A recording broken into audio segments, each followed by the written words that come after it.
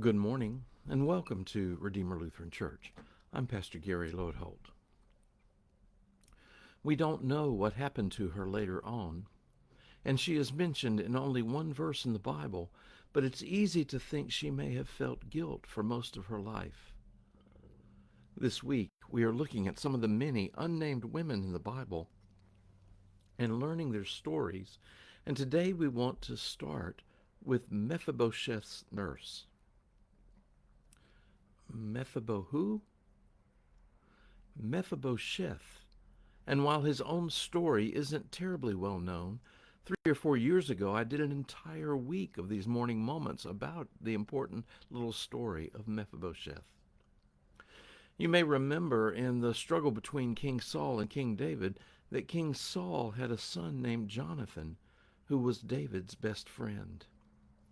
Their friendship caused all sorts of difficulties for both. How was Jonathan to navigate his loyalties to his friend and his father at the same time? How was David to maintain his friendship with Jonathan while going against Jonathan's father? Well, in the end, both Jonathan and his father, King Saul, were killed in battle, opening the way for David to be king. And that's when Mephibosheth's story really starts. You see, when a new king took the throne in those days, the first thing most kings did was to have all the living descendants of the previous king killed so that they wouldn't be a threat to cause rebellion or to try to get the throne for themselves. Jonathan was Saul's son, but he was already dead. Still, Jonathan had a son of his own, Mephibosheth. And at this time, Mephibosheth was still a small child, so he had a nurse or a nanny watching over him.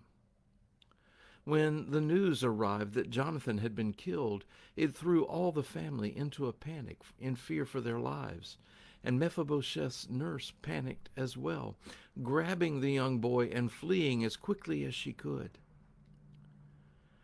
No one knows if she were carrying him and fell, or if the boy fell himself. But somehow in the tumble, Mephibosheth's feet and ankles were mangled, and after this he was a cripple. Two questions remained. How did that nurse, tasked with the care of this boy, feel about her role in him being crippled, and what would David do with Mephibosheth? We don't know how she felt, but if you have caused harm to someone you love, even unintentionally, I suspect you have an idea that she likely felt intense grief and guilt. What we do know is that David honored his friendship with Jonathan by bringing Mephibosheth into the palace and caring for him for the rest of his life. It was an amazing story of grace and life. Maybe we should live giving that grace and life as well.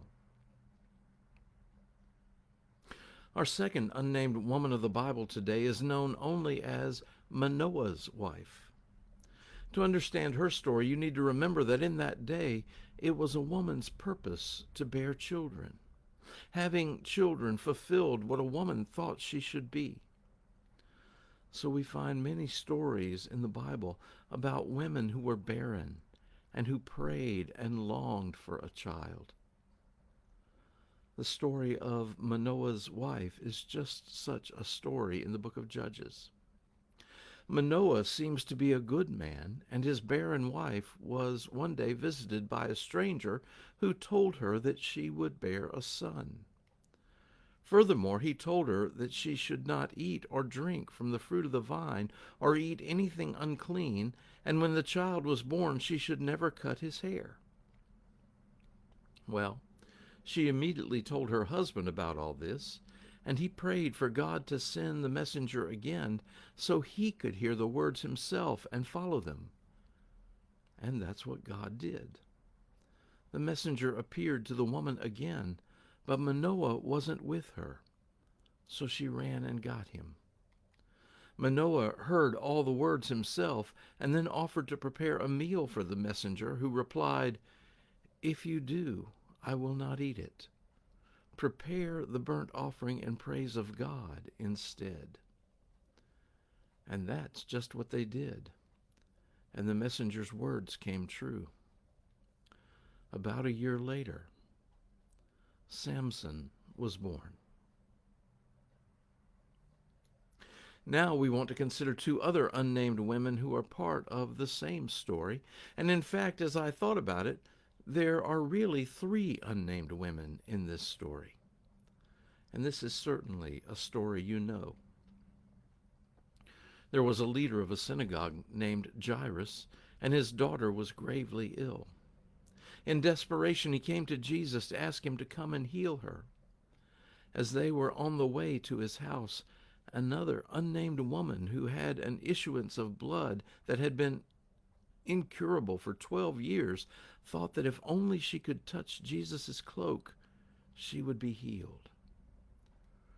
Her malady was a real problem. By Jewish laws, she was unclean herself, and so she was isolated, unable to be touched by anyone, unable to attend the synagogue, unable to be part of society.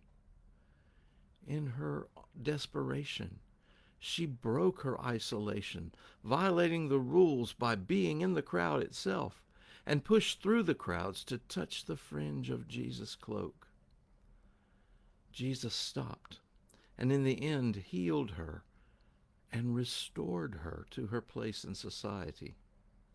You see, the gift of God is always grander than we imagine.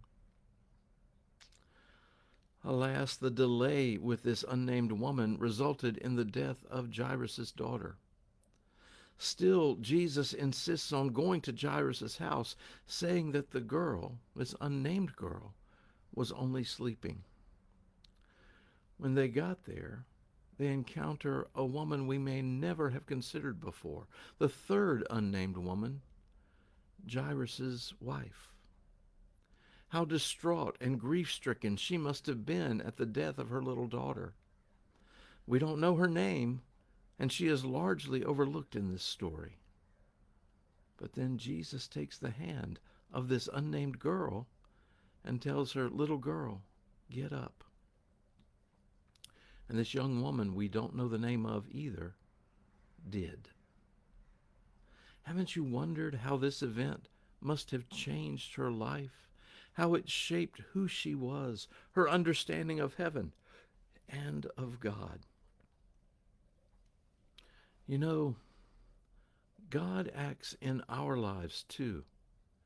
And perhaps we should give thought and consideration to how God's actions in our lives have shaped and changed us. Thanks for watching, and remember to let this day belong to God.